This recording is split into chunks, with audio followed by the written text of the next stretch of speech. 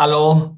Hi, I'm Dr. Ortiz Orendain. I'm originally from Mexico. That's why I have two last names, keeping the Hispanic tradition. I'm a community psychiatrist by training. There's not a lot of community psychiatry training in the United States. There's a few places where you can train to become a community psychiatrist. And as a community psychiatrist, my main mission is that everybody has access to services. And my mission as a community psychiatrist that focus on psychosis is that everybody in New Mexico has access to good care for people with psychosis. And so, I allow everybody of you to hold me to my mission. And if you ever need someone that needs psychosis care, we here at UNM, we will do our best to provide services for anybody that doesn't have anybody helping them with their psychosis. I lead two clinics here at UNM. I lead our chronic serious mental illness clinic that is called COPE, and I lead our early first episode psychosis clinic that is for people that are really just beginning to have mental health problems. And so with that, I'm going to start my presentation.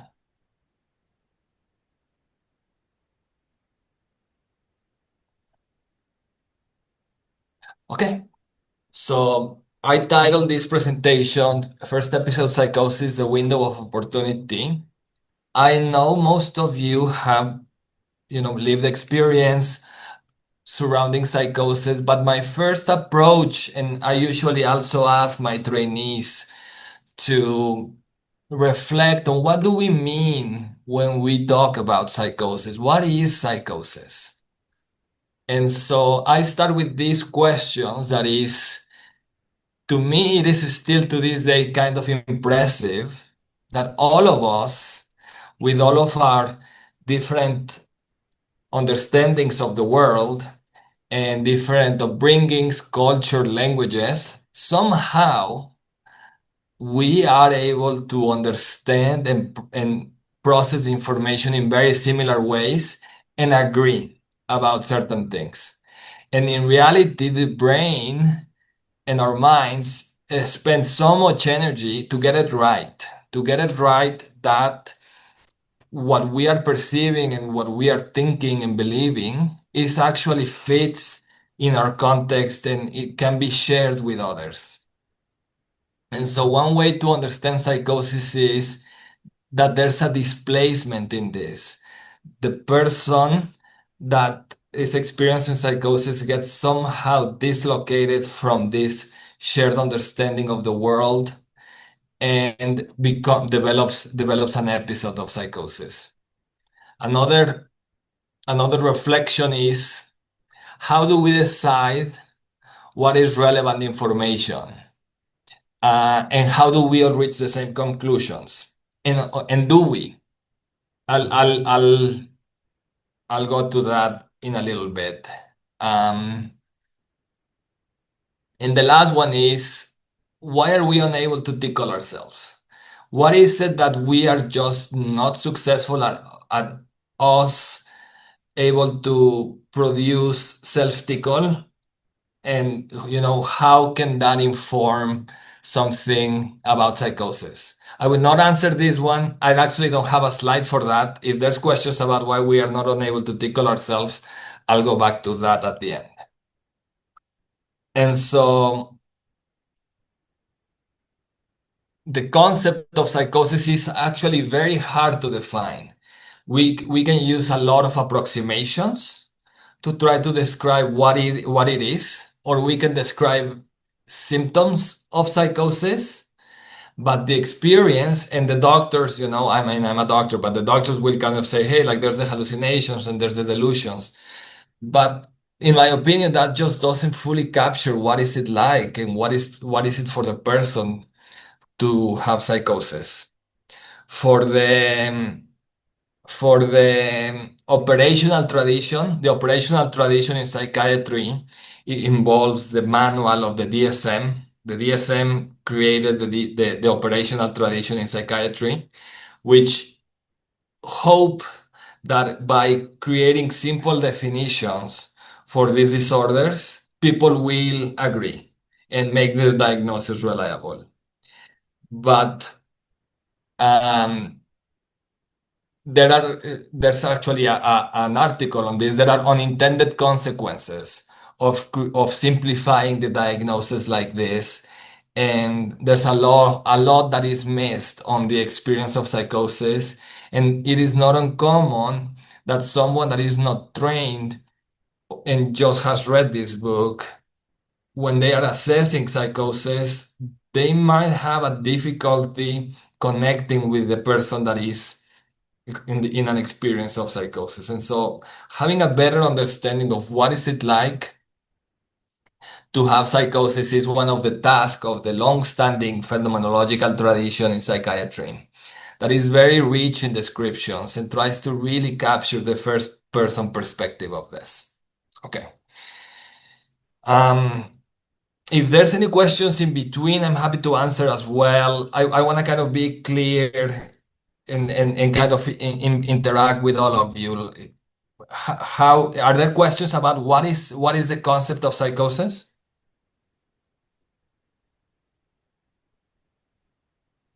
Okay. Dr. Orendain, we also encourage people to put their questions in the chat, and Okay. that way we can relay them to you as well as you can see them if they would like.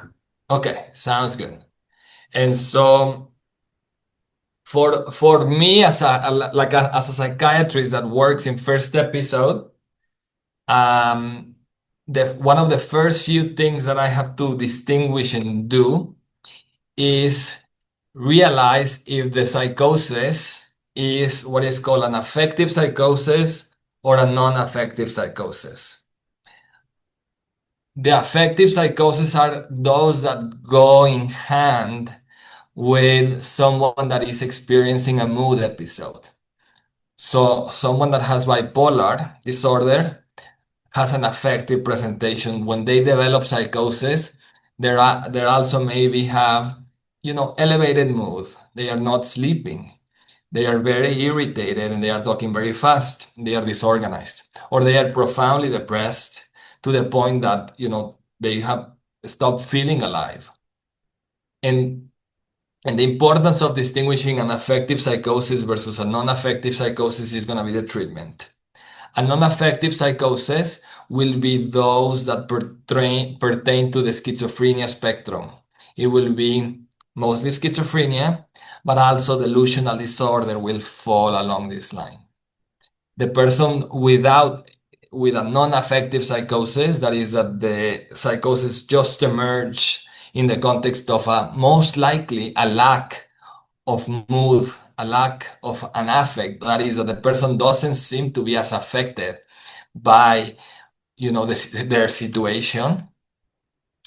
That usually tends to be more along the lines of a schizophrenia. At first, the first time that it happens, it is sometimes very difficult to tease out. And as I'm sure so many of you have experienced, the diagnosis is unstable.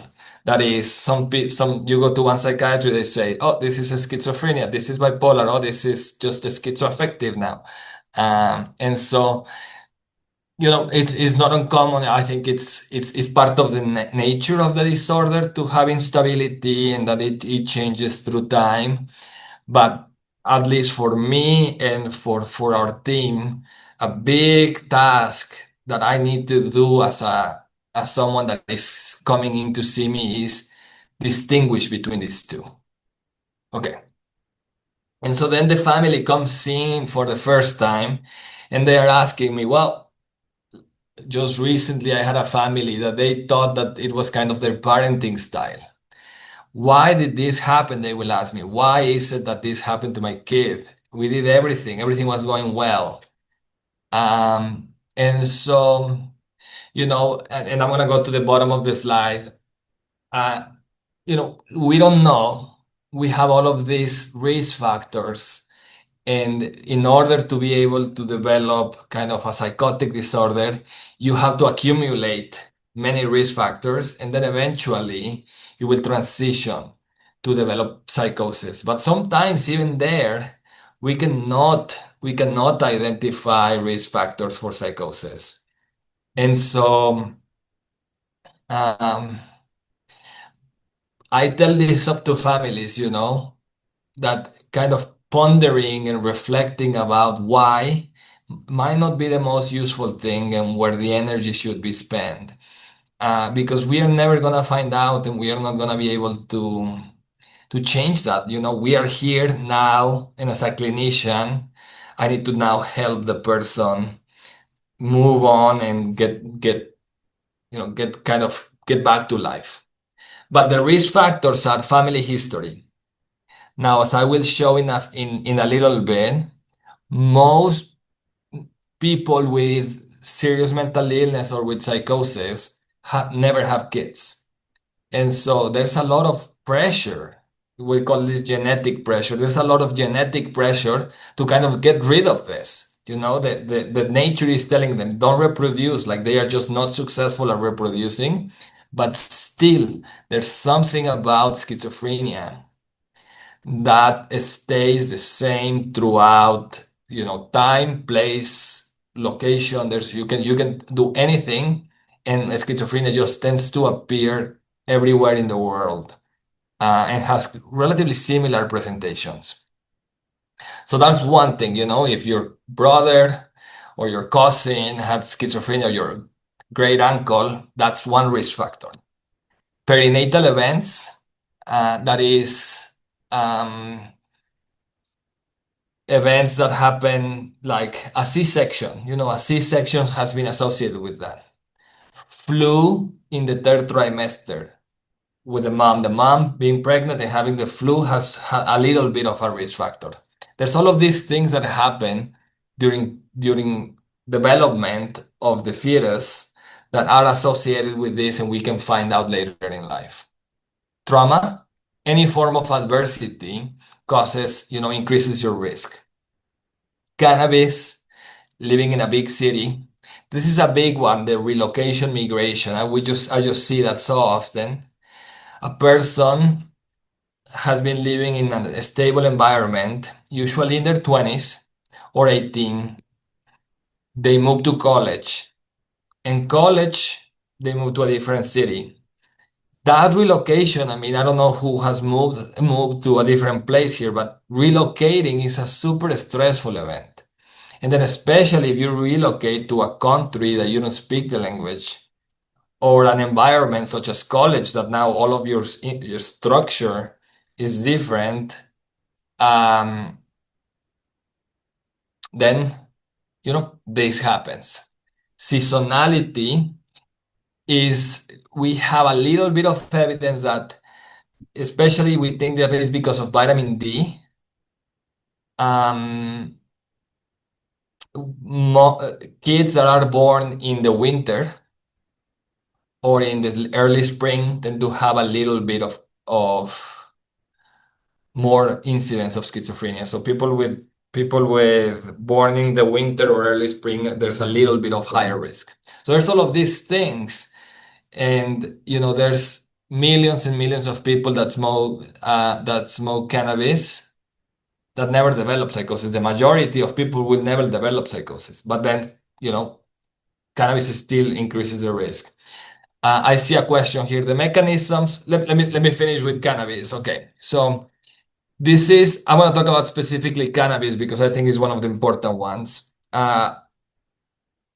Cannabis is clearly, without a doubt, associated with the development of schizophrenia. The earlier you use, the more likely that you will get schizophrenia. The higher potency you use, it also seems that um, the chance of schizophrenia.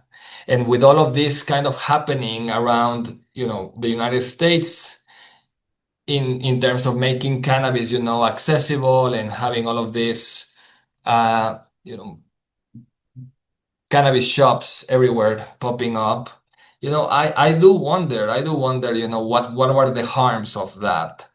And I'll talk a little bit about what we can do for that. And so, as you can see here, this is relatively new study, but what this graph shows is that, let's say if we were to stop everybody, no one in the world smoke cannabis, schizophrenia will still exist. And we believe that only around 10% of people with schizophrenia, we will reduce the amount of schizophrenia by 10% if no one smokes cannabis. So it's an important amount. But we are against an industry here in New Mexico that is making millions and millions of dollars. You know, I mean, me as we have a small team here. Well, we have a good team, but, compared to this industry of cannabis, what I can do for the population to kind of inform that the cannabis is actually causing harm and is not harmless. I don't have, as much power as this industry. So California has done this. I don't think that people are giving informed consent when they are using marijuana, like they do with nicotine. That, the nicotine has all of these images of lung cancer and there's no advertisement. I don't think that we are doing that. I mean, I think we should be doing this for cannabis. I think this is where we should go and describe in the labels that people are using, that this is not harmless substance, that this can cause addiction, and that this can cause psychotic disorders. And so California has some policies to try to implement this type of things. So yeah, this is one of the things that we can do. So Terry, I see the questions about CBD. There's just a recent study published by one of the most important groups in schizophrenia research. They are called they are at University College London, on CBD and THC. This idea of CBD being harmless, I think, is being put into question now. Um, So, but yes, no, I've heard of that. I don't know if we have enough evidence, like me as a clinician, to recommend somebody to use CBD to manage symptoms. It doesn't seem like it's very harmful, but if you look at the most recent clinical trial of CBD and THC, it kind of seems like it made it worse, at least for this sample. Very nice study. Um, okay, I'm gonna pause there. I'm gonna move away from cannabis, and we're gonna talk about kind of when does schizophrenia happen? Schizophrenia happen for the most part in the young, adolescence, late adolescence, young adulthood, peaking at around the early 20s, at around 25, and then really drops down significantly. And then, as we can see here, the orange is females, the blues are males. As we can see here, at around the age of 50, for the first time, the ratios, or how common it is, flips, and female becomes more frequent after the age of 50.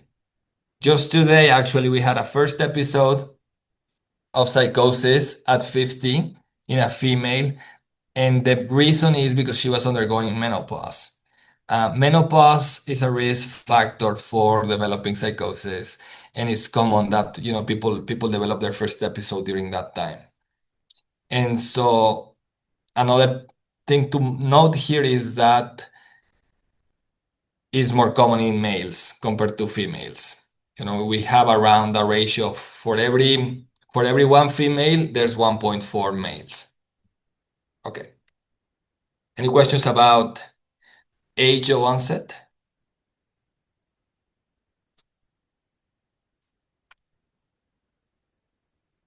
So why is schizophrenia so disabling?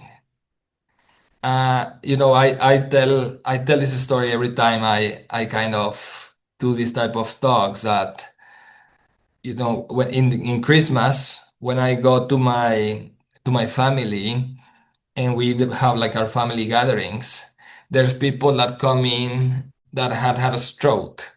There's people that come in that are in a wheelchair. There's people that have active cancer. But my family members that suffer from severe mental illness, they don't make it to Christmas dinner, and they stay at home.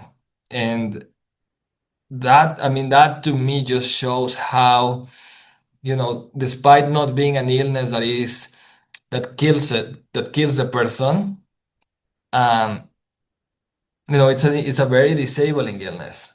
And I agree, Jesse, that there's a component of stigma. And there's also the very nature of the problem of psychosis is that psychosis kind of separates you and affects your mind, which is what you need to be there and connect. And so while there's internalized stigma and there's a stigma, also externalized stigma, and I 100% agree that that's a big factor. The person also doesn't want to be there because it just doesn't feel like it will make probably more evident their issues. There's this concept in schizophrenia or in psychosis work that is called the positive withdrawal. The positive withdrawal is how the person that has psychosis, when they are removed from the social setting, they feel much better and they self-regulate by that. Because if every time you are faced with another person, it kind of shows, it makes it evident that you're having difficulties with your thoughts, with um, with your ability to connect. It's not clear. I mean, internalized stigma or self-stigma, it's not clear if that's that. Positive withdrawal happens. I mean, sometimes people with psychosis are not as worried about what others might think of them. Sometimes they do. But this idea of they just removing themselves and self-isolating to regulate emotion and feel better, I think, in my opinion, is independent of stigma and is just because being with others makes it very clear to them that they are struggling with symptoms and they don't want to be with them. Negative symptoms are another component of that. Negative symptoms are like, now I cannot even produce words. I am there, I am present, but my mind is blank. I am there, but I don't feel anything. I cannot, everybody's laughing at this joke. I don't, I don't know if that's funny. Why do people find it funny? And so all of these type of symptoms that are necessary, all of these type of skills that we have as people that allows us to connect and be attuned to the other, then all of a sudden psychosis kind of really affects these things of the human. And yeah, so I mean, this is why I think it's such a disabling illness. There's cognitive symptoms, that the person also describes that memory is not as good, words finding is not as good, remembering, you to be in a social gathering, you have to be able to remember names, you have to be able to remember what they do to ask questions, and then, also that's affected. And the fact that this illness starts very early in life and then takes the person, it's a chronic illness. And so the person then develops so much time of disability compared to, other conditions that start later in life that have shorter amount of disability. So I wanna switch and I wanna ask kind of how much do you all think that it costs the United States to take care of schizophrenia per year? How much? Like how much money is the United States spending on schizophrenia? Billions, definitely billions. How many billions?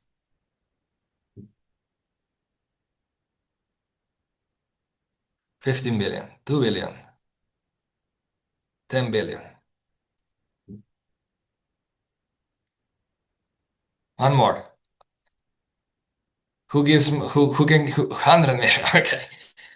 So this is a study, and I wanna kind of, we'll go over it. So for the United States, I think this was in 2019, it costed 343 billion dollars. And now the money spent is not just on taking care of the patient in the hospital and paying for their meds, That's actually only $62 billion for going to the hospital and being admitted to the hospital, coming to the outpatient doctor, the medications, the emergency department, group homes, residential treatments. That's a little bit. Then you have to account for then involvement of law enforcement, SSI, SSDI, all of this disability money, pensions, homelessness, and then research. Research a tiny amount. But a lot of it is what you probably have faced is that the person with, psychosis requires caregiving. And I am filing here every single day FMLAs, advocating for my parents, the parents that are caring for patients to, be protected because, if I take care of someone from Santa Fe, and they need to come and their son is sick and they need to come in, you know, they are now missing appointments and he gets hospitalized, missing work. There's a lot of cost associated with just caregiving. There's a lot of cost with the fact that people with schizophrenia tend to not be able to work for a long period of time. And there's all of this, there's productivity loss and they die early. Um, so it's a very, very expensive thing. So kind of my mission and the mission of and where I'm heading is that we gotta make it solve this problem. We gotta solve this problem, make it that it's not as expensive, and people with psychosis are involved in the workplace. And yeah, okay. So I promised uh, this study on that. I mean, even the fact that people with schizophrenia have the least amount of kids out of all of the serious mental illness, if, the males almost rarely reproduce. It still happens, I mean, it's not genetic, because the genes kind of always are very rarely transmitted from a person with schizophrenia to another person with schizophrenia because they just don't reproduce as much. Most patients with schizophrenia don't have a parent with schizophrenia. And so all of this pressure is just not, I mean, even in Mother Nature cannot fix this problem. Okay, one more change of topic. So in terms of disability, this is a Swedish study. It's hard to compare. We don't have enough evidence in the United States. Hard to compare um, how this will be applied in the United States. But as we can see, out of the whole population around in Sweden, almost, what is it, 70% are employed. What is it, 5% are students, they are on parental leave or unemployed, and only a little bit are on disability pension, which is the red. Of schizophrenia, almost every single person, which for us will be either supplementary security income, disability pension, or for those that have enough history of work, will be SSDI. And so we see how schizophrenia and is more disabling than bipolar disorder. With almost 80% of the people with schizophrenia requiring welfare support. And that's okay. We gotta, I believe 100% that the way we treat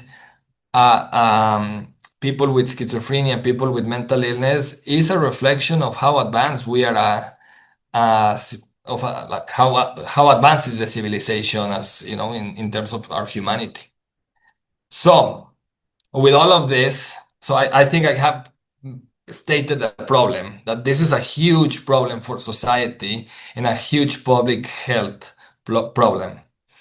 And so what can we do? The government and, researchers have thought about how can we do? Can we prevent this? Is there any way that we can make this not happen ever? I don't think we can. I don't think there's anything we can do. And so what has been thought of to kind of manage this problem is early intervention programs.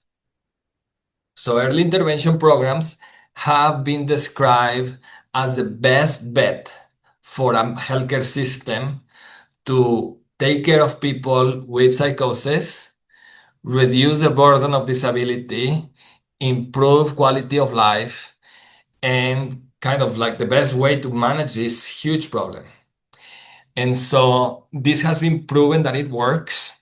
I'm going to tell a little bit about what are the ingredients of our program. We have a program here um, at the UNM, and I think there's only one state in the United States, I think it's West Virginia, that doesn't have one. But almost every single state has a first episode psychosis program. And the reason why we have a first episode psychosis program is because we are funded by grants. We are funded by federal grants, and we are still funded, and we are very happy about that because we want to continue to do this work. And I believe, and it has been proven, that we are actually money savers. We save money to the system by front loading and putting all of this money. And I think next time, or when Professor Insel comes to talk here, he's going to talk about this similar thing. You front load all of the expenses to the beginning to kind of try to make sure that the person gets better before they get disabled. In the past, before um, before what, like 2000, I don't remember exactly the time, but um, before the Affordable Health Care Act, people with schizophrenia will not be able to access uh, insurance until they become. You cannot answer. You are 18, you are 19, you are just out of you're just an adult.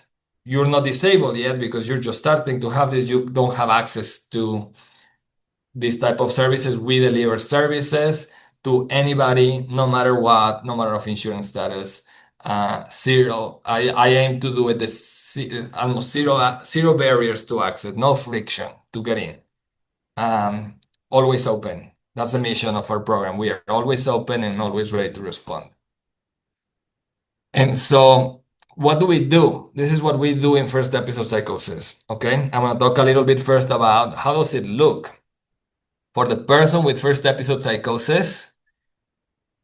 The experience has been this. This is kind of a study of first person experiences, of lived experience of psychosis. And so the experience of psychosis is very varied, but there's a few themes that emerge, such as there's paranoia, people hear voices, people feel that they are at the center of experience and that things that are happening around them are somehow related to them. It's terrifying. They lose their thought privacy. People feel like their thoughts are not, who's thinking this? Am I thinking this? Are you thinking this? Can you read my mind?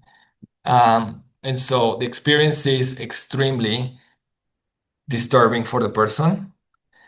And this is kind of how they present to us.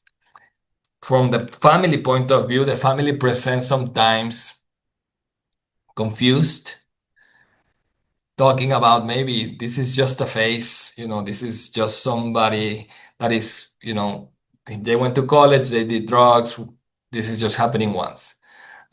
This is just adolescent behavior. Sometimes they even question if this is just that they are doing this to kind of, being malicious. Is this actually an illness? So they are not sure, they are not sure how to interpret what's happening with their family member. The family develops, confusion, frustration, sadness, guilt. The family also experiences stigma. When I talk about this, just to give like my personal example of a stigma, um, in my, my grand uncle, we were always told that, he hit his head. Uh, that he hit his head on like a big ocean wave.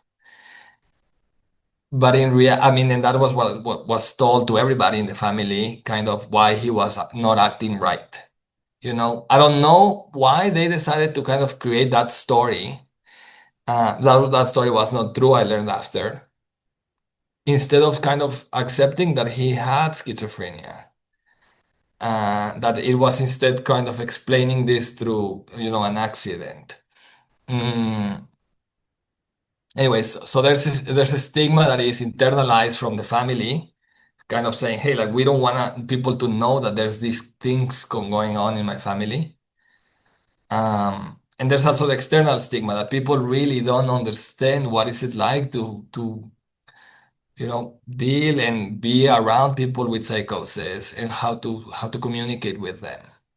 Uh, and so And then they also frustrated because the system is very difficult. The system is like, well, they don't want treatment. What do we do? Can we force treatment? What are my options to force treatment?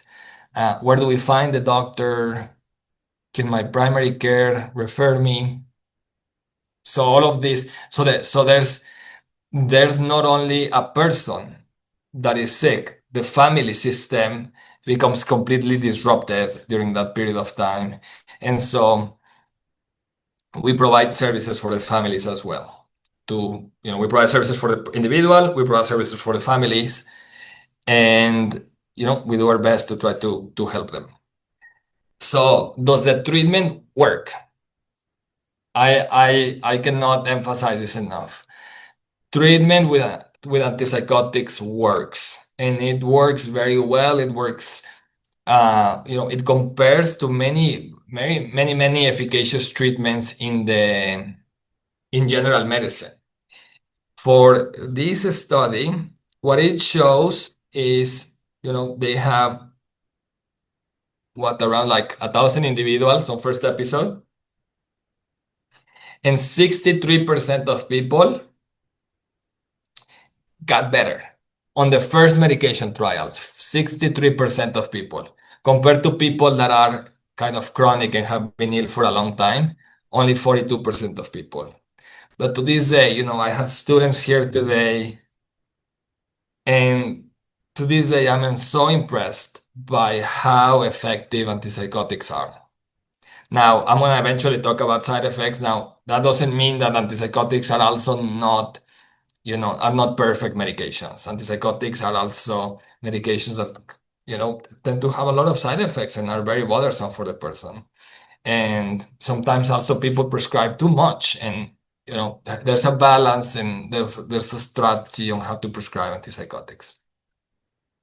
And if it doesn't work, if your regular antipsychotics doesn't work, another thing that we offer in this clinic, and if you have a family or you have never, felt that treatment has been effective for you, that you have tried all of these medicines, but you have never tried clozapine. Clozapine has been described as a star drug. It really, the FDA in the late 90s, early 2000s, the FDA really didn't want to have clozapine in the market because it has one big side effect. I'll talk about it. Um, and one person in North Carolina, in Duke, John Kane, John Kane did what is called the impossible trial. The impossible trial showed that clozapine, if treated appropriately and monitored appropriately, is safe and can can help people that have no other resources or options to get better. So clozapine is something that we advocate, and we want people to have easy access to clozapine. You might see that many doctors, especially in private clinics, might not be able or have the bandwidth to prescribe because there's a lot of, the system has a lot of barriers to prescribe clozapine, but we do it. Oof. Okay, so other services that we offer at First Episode Psychosis clinics involve case management. So let's say the person has issues with insurance, has issues with housing, mm, you know, has legal issues. We can also support with legal issues. We provide them a therapist, we provide family interventions, and we also support the person with this thing that's called supported employment and education, so that the person, we believe as part of our model that every person is able to have competitive employment, and so we support the person to try to return to the workforce. Um, yeah, and so we work. It definitely works. We reduce a big thing that happens with these patients is that they just stop coming to clinic. They don't want services, and so we are better at keeping the patient in treatment because that's a big issue, and we are better at preventing that the patient goes to the hospital because we don't like patients going into the hospital. We like people recovering at home. Um, and so that's coordinated specialty care, and this is the model of First Episode Psychosis. We are it's now the standard of care for treating early psychosis to deliver this package of services. And as I said again, my mission is that everybody that is within their first year here in New Mexico with First Episode Psychosis has access to this care. So, as I said before, if you know somebody undergoing this, hold me to my mission and I'll make sure they get services. Okay, I want to pause here. I want to see if there's questions about this because after this, I want to talk about medications because I imagine that there's kind of questions about medications. Thank you, Abner.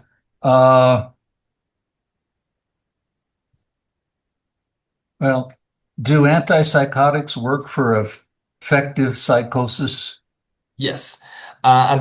So when someone is undergoing any episode of psychosis, they need an antipsychotic. Once the psychosis is resolved, and as we saw, it resolves in most of the cases, the person with an affective form of psychosis, let's say if they are depressed, we can treat them just with an antidepressant and make sure that the depression doesn't come back. Or if they have bipolar disorder, we can treat them with a mood stabilizer, such as lithium, just so that the affective episode doesn't come back. By definition, someone that has an affective form of psychosis, the psychosis will only happen when the person is having a mood episode. So if you prevent the mood episode, you prevent the psychosis. Thank you. Terry, you have a question. I do. Piggybacking on what you just talked about, Tom and Dr. Javier. When you present with multiple symptoms, with first episode psychosis, and the treatment protocol by the providers that you are presented, the individual is presented to, is to treat every single symptom. Depression, mood disorder, psychosis, you have a cocktail. Mm-hmm. And you become the patient becomes non-functional often, or at least that's his experience in our family with that cocktail. How do you strip it down to treat what can actually be impactful? And, in my case with my son, that happened to him. He's now in his mid-30s. And for more than a decade, we have just stuck to an antipsychotic because the mood disorder medication, the lithium, the antidepressants, all the cocktail was, Mhm. was not impacting symptoms in any measurable way. 100%. Can you address that? Yes. So agree that polypharmacy, this problem of having patients, you go to the hospital. I mean, I had this Monday, yesterday.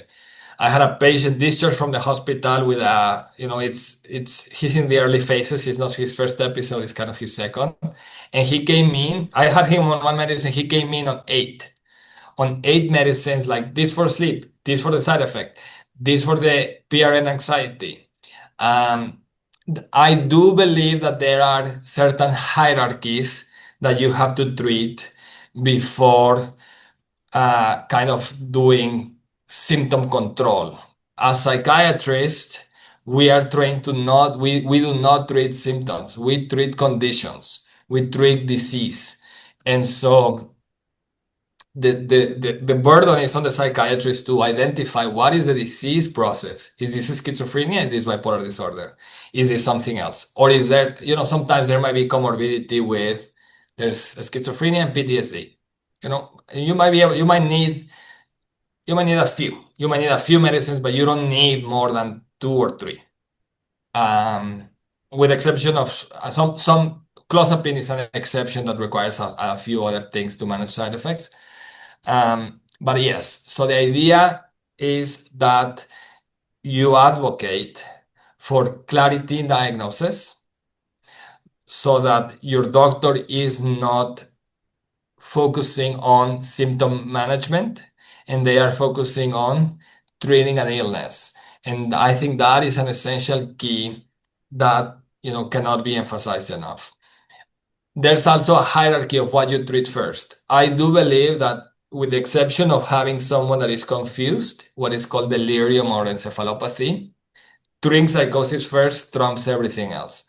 So that is, if you have someone that is telling you, is psychotic, but it also has a little bit of depression, and it has anxiety, and it has problems with sleep, psychosis trumps all of that. And I can kind of find one medicine that kind of help with all of those problems.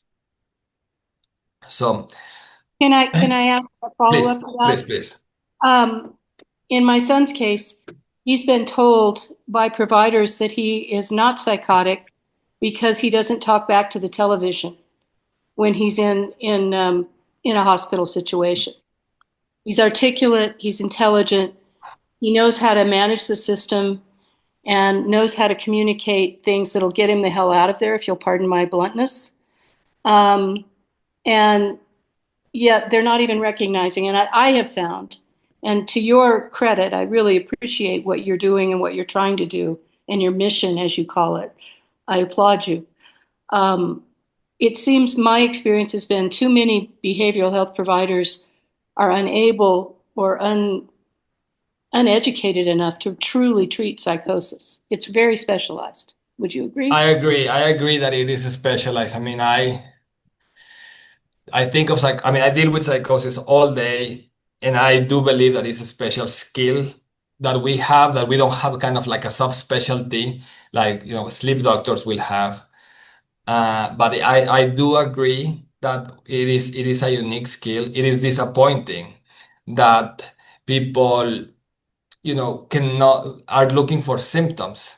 Psychosis is a radical change in the person's understanding of themselves and the world, and it can manifest in infinite number of ways. You gotta know what it is. There is a person that has psychosis.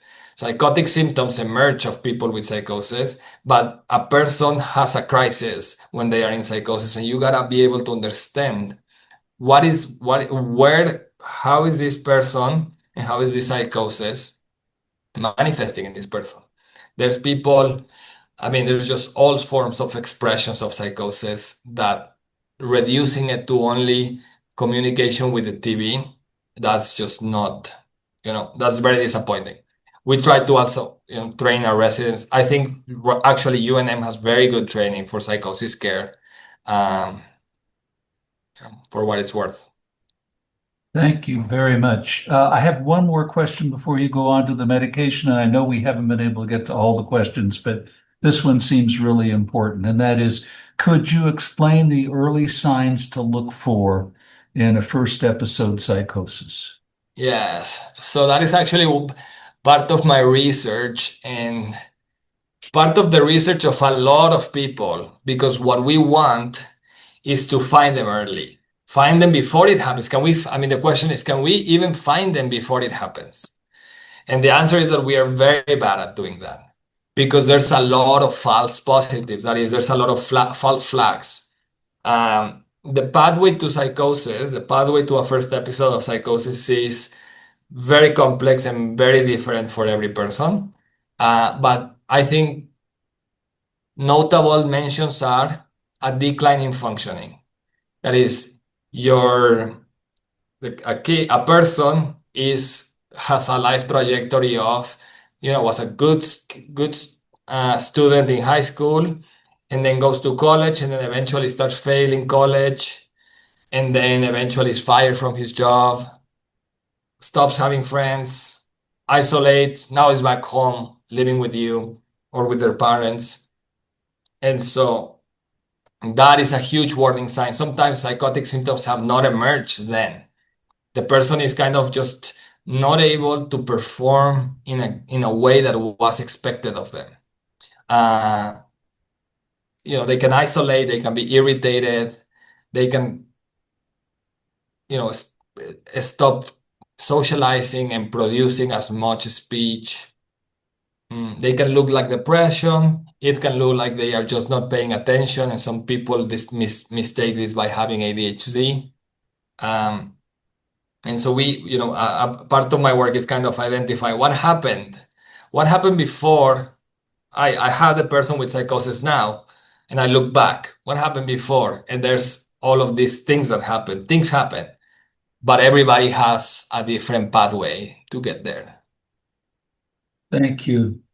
And there are no screenings, no chemical or other tests to screen for this? That's the holy grail. If someone does that, I think they will win the Nobel Prize. I believe this. There is this international collaboration right now that is trying to find biomarkers for this. We have not been successful at finding biomarkers. We don't have a clinic here. We used to have a clinic here for kind of a prediction clinic, a clinic for people that will eventually develop psychosis. Our prediction power is around 30%. So this is called the clinical high risk for psychosis clinics. And so let's say we invite 100 people and we say, okay, we think that you will develop psychosis. We don't know, but we think. And only 3 out of 10 develop psychosis. And the other 7, we told them, hey, maybe you are going to develop psychosis. Is that harmful? Did we harm them by telling them that? So there's a lot of ethical debates surrounding whether at this point in time, with the science that we have, we can be making these predictions with these intentions to predict. But it is a goal. The goal of I mean, my big, the ideal thing is to prevent schizophrenia and to prevent psychosis. And to prevent psychosis, we have to identify it before it happens. And how can we do that? And we have tried so much. There's been so much strive for this, and we are just not good enough. And only to be done in very specialized settings. Only specialized settings give you risk. Yeah. Thank you very much. We've only got a few minutes left, but I wanted to give you a chance to go through the medication information you had. Are we done at 7? We can go a few minutes beyond, but we normally broadcast that we'd go to 7. Oh, I see. Okay. Well, I mean, so I wanted to talk about medicines. So let me share. I just want to. So I talk wonders about antipsychotics, and I want to be fair that antipsychotics, yes, they work. I don't have a question about that. We have the science to support that. but antipsychotics also have a lot of side effects. And so antipsychotic side effects, we divide them in two, or we divide it mostly in two, or the two most important ones are the weight. The weight and how they change the person's body and metabolism. Antipsychotics have a high risk of causing the person to gain weight. I have seen people gain so much weight that it's very sad to see. And antipsychotics also cause movement problems. There's other problems that it causes as well. Every antipsychotic has a different profile of how much, if I tell you like olanzapine, Zyprexa, has a lot of weight gain, but less problems with movement disorders. And and a lot of problems with dry mouth and constipation and blurry vision, but very little restlessness. Now Abilify, for instance, low risk, Abilify, very commonly prescribed medication, is the first one. Low risk of weight gain, low risk of diabetes, average to low risk of movement problems, no dry mouth, no constipation, but a lot of restlessness.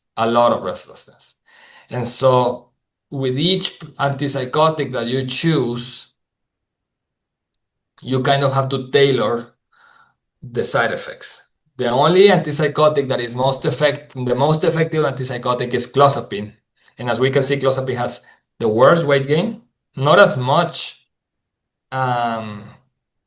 muscle stiffness and movement problems, a lot of dry mouth, and not a lot of constipation, not a lot of restlessness.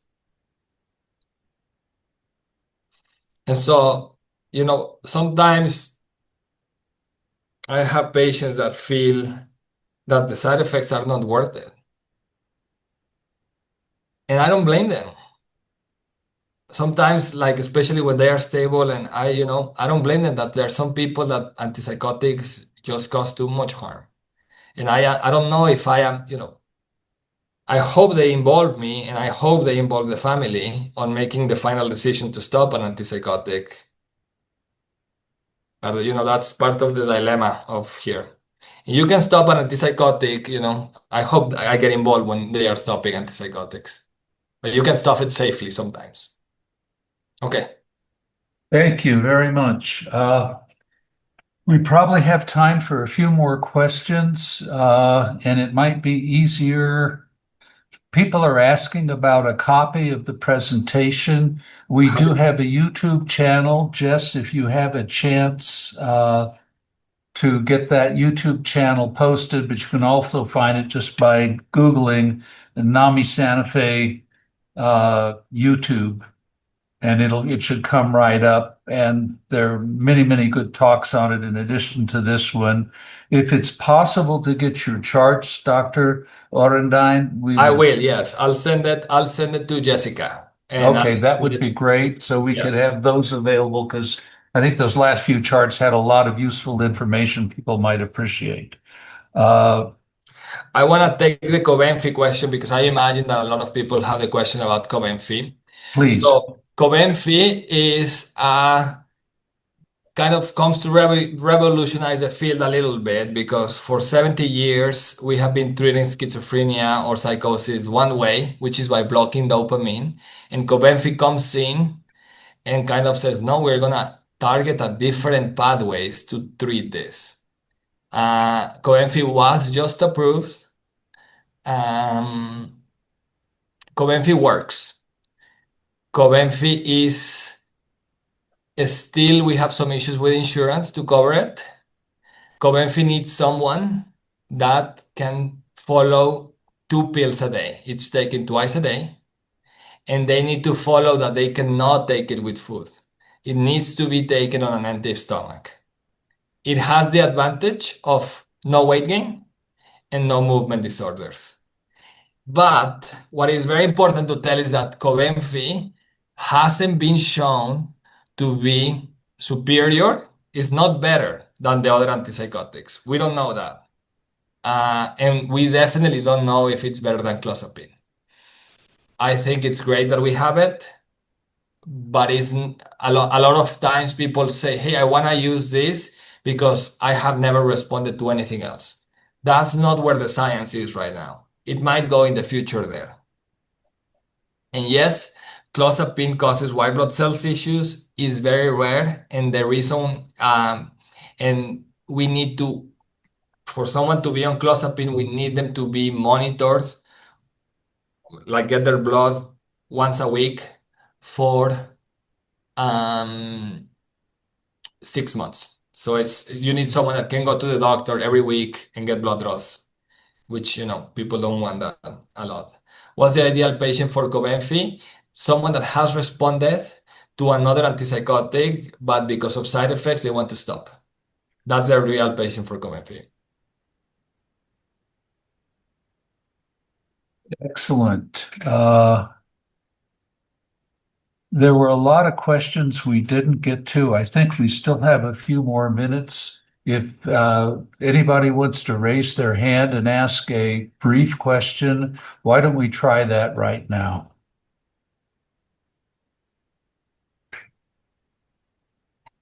Okay, Mr. Spencer, please unmute. Miss Thank you. Spencer, hi. So I was just wondering if there are anything in particular within the system as far as barriers into treatment that you think would be effective. Like we know that if you have to do more like paperwork and stuff like that, it's going to stop people from wanting to go get the treatment they need because they're just like, oh, this is so much. So is there something in particular that you can think of when it comes to schizophrenia and psychosis that would be helpful for that? So I know that we probably are mostly a New Mexican division here, but in New Mexico, I think the biggest barriers for psychosis care is that we, as like as people that deal with psychosis, we are centralized here in Albuquerque. I think access to psychosis care in rural areas is very difficult. In terms of, and Jesse, thank you for the question. I don't know if you were at the beginning, but if there's any patient in New Mexico that needs services, my goal is to have low barriers to care. That is, no referral. They can just show up. They can just show up to the walk-in clinic at UNM.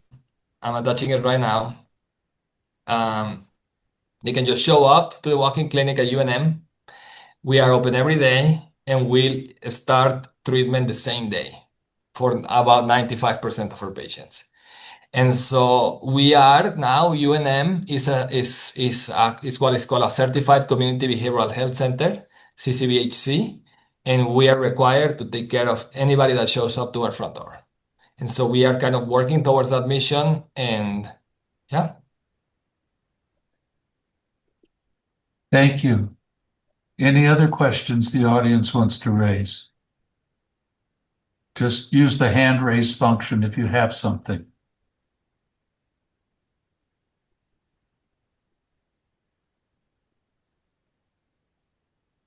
Okay. Well, we are beyond our time, and I'm sorry about the confusion for how long the class lasts. Well, let's give Jesse one more chance. Jesse, one more question, please. Stigmas, like stigma of addiction and stuff like that is a big thing for what I do. Is there a specific stigma that is a part of the system, like everything, I guess, that you think is really hindering stuff? And again, I know I said it in the chat, but thank you so much for what you do. It's awesome to see you. You rock. Thank you.